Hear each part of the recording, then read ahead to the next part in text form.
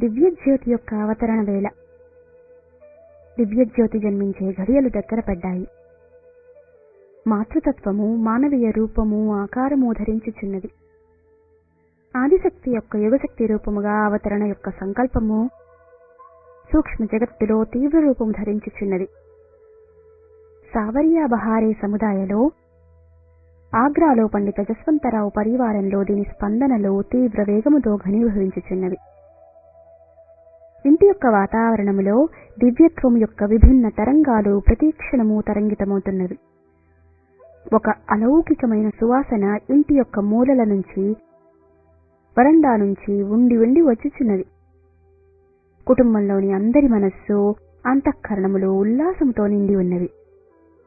ఒక గుర్తించని ఆనందము అందరిలోనూ వ్యాపించి ఉన్నది. గత కొలది నెలల నుంచి జరుగుతున్న ఈ మార్పులను అందరికంటే ముందు జస్వంతరావు గుర్తించారు. జస్వంతరావు అత్యంత సరళ స్వభావము గల ఆధ్యాత్మిక ప్రకృతి గల వ్యక్తి. ఆయన సహధర్మచారిణి రామప్యారి శర్మ భర్తకి అనుకూలంగా జీవించే భక్తురాలు. ఆమె యొక్క కోమలత్వమును, సేవా గుణమును కుటుంబ సభ్యులు, బంధువర్గములోని వారందరూ పొగిడేవారు. చుట్టుపక్కల ఉన్న పెద్దవాళ్లు మాటిమాటికి ఆమె యొక్క ఉదాహరణ ఇచ్చేవారు. వారిలో వారు చర్చించుకుంటున్నప్పుడు, జస్వంతరావు భార్యను చూడండి, ఇంటిని, కుటుంబాన్ని, పిల్లల్ని ఎంత బాగా చూసుకుంటుందో, జప తప పూజ కూడా ఎంత చక్కగా చేసుకుంటుందో అని అనేవారు. ఈ ప్రశంసా వాక్యాలతో యథార్థత యొక్క సార్థకత ఉన్నది. ఈ బ్రాహ్మణ దంపతుల యొక్క పుణ్య చరిత్ర మరియు తపఃపరాయణతను చూసి వీరు ప్రాచీన కాలములోని సుతప మరియు పృశ్నిలాగా అనిపించేవారు. మాతా భగవతి యొక్క ఉపాసన వీరిరువురికి చాలా ఇష్టము. జస్వంతరావు గారు నిత్యము నియమముగా దేవి సప్తసతి సంపూర్ణ పారాయణ చేసేవారు. ఆయన ఇల్లు, వాకిలి ప్రతిరోజు జగన్మాత యొక్క మహిమా స్తోత్రములతో ప్రతిధ్వనించేవి. సప్తసతి సంపూర్ణ పారాయణతో పాటు గాయత్రీ మంత్రము మరియు నవారణ మంత్రము మీద కూడా ఆయనకి పూర్తి నమ్మకము ఉండేది. ఓం ఐం హ్రీం క్లీం చాముండాయై విచ్ఛై మంత్రజపం చేస్తూ పూర్తిగా దానిలో లీనమైపోయేవారు. దేవీ సప్తసతి పారాయణ కాలంలో ప్రతిరోజు ఆయన కంటి నుండి భావ బిందువులు వర్షించేవి. అప్పుడప్పుడు రమప్యారి తన భర్తని ఈ భావాశ్రువుల గురించి అడిగేది. ఈ ప్రశ్నకు జవాబిస్తూ ఆయన గద్గద స్వరంతో ఇలా అనేవారు: నేను పారాయణ చేస్తున్నప్పుడు ఆ తల్లి చిన్న బాలిక రూపంలో కూర్చున్నట్లు అనిపించేది. మంత్రజపం చేసేటప్పుడు కూడా అనిపిస్తుంది. అప్పుడప్పుడు ఆ చిన్న బాలిక రూపంలో ఆ జగజ్జనని నా ఒళ్ళో కూర్చున్నట్లు అనిపించేది. భర్త యొక్క ఈ మాటలు విని రామప్యారి భావనిమగ్న అయ్యేది. ఆమె ఈ విధముగా మౌనంగా ఉండటం చూసి జస్వంతరావు, నీవు మౌనం ఎందుకు ధరించావు అని అడిగేవారు. 1కి 2 సార్లు అడిగినప్పుడు నెమ్మదిగా ఇలా చెప్పేవారు: నాకు ఈ మధ్య అతి విచిత్రమైన కలలు వస్తున్నాయి. 1-2 రోజుల క్రితం నేను ఒక స్వప్నం చూశాను. నేను హిమాలయాలలో ఉన్నాను. శ్వేత శుభ్ర హిమశిఖరములు చాలా భవ్యముగా ఉన్నాయి. అప్పుడే ఆ హిమశిఖరములలో ఒక దేవి ఆవిర్భవించింది. నిజంగా ఆమె దేవిలాగే ఉంది. నెమ్మదిగా ఆమె ఒక చిన్న బాలిక రూపము ధరించి నా చెయ్యి పట్టుకుని, అమ్మా, నేను నీ ఇంటికి రాబోతున్నాను అన్నది. ఇవాళ కూడా నేను ఒక కల చూశాను.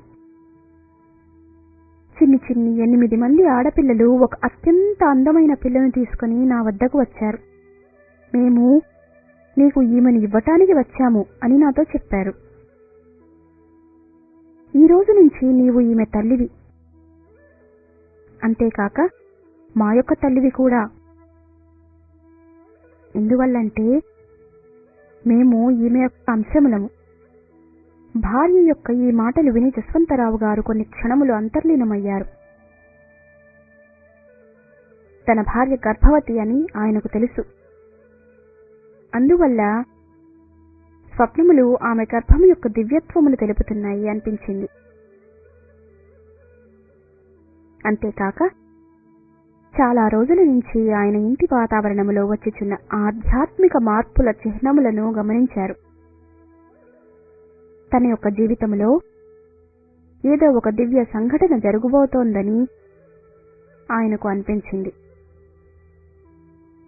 ఆయన ఈ విధంగా ఆలోచన సముద్రంలో మునుగుట చూసి రామప్యారి ఇలా అన్నది, మీరెందుకు మౌనంగా ఉన్నారు అని ఆవిడ ప్రశ్నించింది.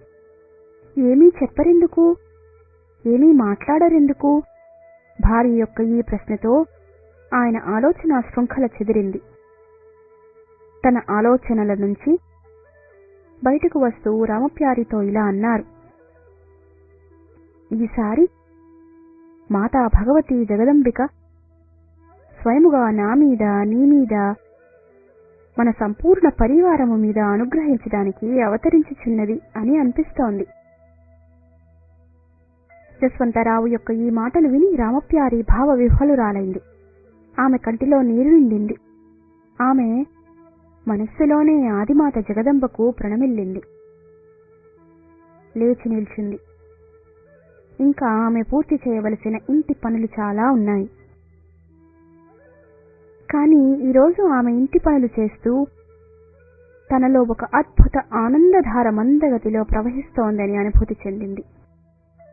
ఆమె రోమ రోమము, ఆమె అస్తిత్వం యొక్క ప్రతి అణువు దీని ద్వారా తడిసింది.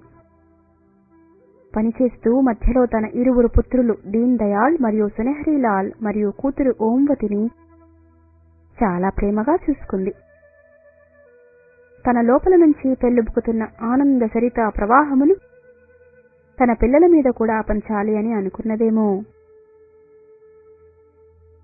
రాత్రి నిద్రించు వేళలో మరలా దివ్య భావానుభూతులు ఆమెను చుట్టుముట్టాయి.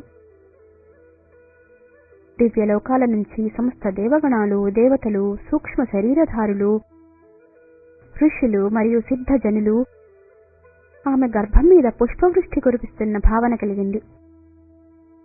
ఇప్పుడు ఇది ఒక రోజు విషయంగా కాక నిత్య కృత్యముగా మారింది. గర్భావధి పూర్ణత్వం వైపుకు వెళ్తున్న కొలది ఈ భావానుభూతులు ఇంకా ఎక్కువ అవ్వడం మొదలుపెట్టాయి. ఆమె ప్రాణాలలో పులకింత ఎక్కువ అవుతోంది. ఆమె యొక్క నిర్మల అంతర్చేతన ఇంకా ఎక్కువ ఉజ్వల దీప్తితో ప్రకాశితమవుతున్నది.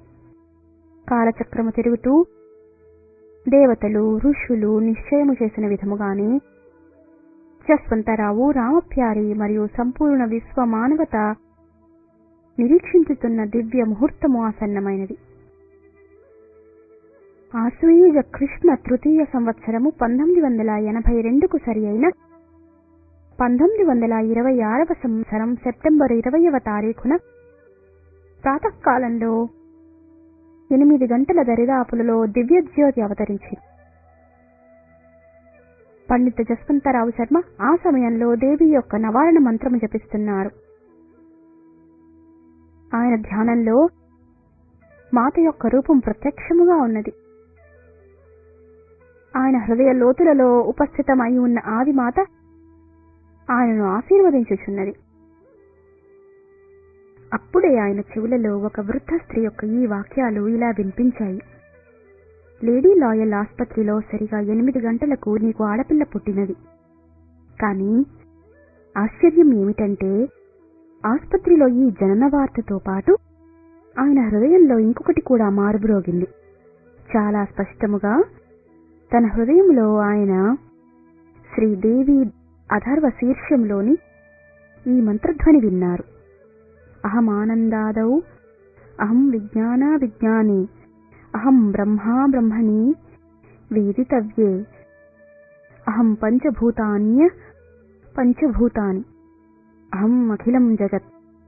అనగా నేను ఆనందాన్ని మరియు ఆనందం కానిదాన్ని, నేను విజ్ఞానాన్ని మరియు అవిజ్ఞానాన్ని, నేను తప్పనిసరిగా తెలుసుకోవలసిన బ్రహ్మను మరియు బ్రహ్మము కానిదాన్ని, పంచీకృతము మరియు అపంచీకృతి మహాభూతములు నేనే, ఈ కనిపించుచున్న మొత్తము జగత్తును నేనే. ఈ స్పష్ట మంత్రధ్వని తన అంతర్చేతనలో విన్న జస్వంతరావుకి ఆదిమాత ఆవిర్భవించటమే కాక తన అతి స్పష్టమైన పరిచయాన్ని కూడా ఇచ్చినది. ఆయన ఆదిమాతకు ప్రణమిల్లి పూజాసనం మీద నుంచి లేచి బట్టలు మార్చుకుని లేడీ లాయల్ ఆస్పత్రికి బయలుదేరారు. ఆయన తన జ్యోతిష్య విజ్ఞానం యొక్క సార్థకత కూడా నిరూపించు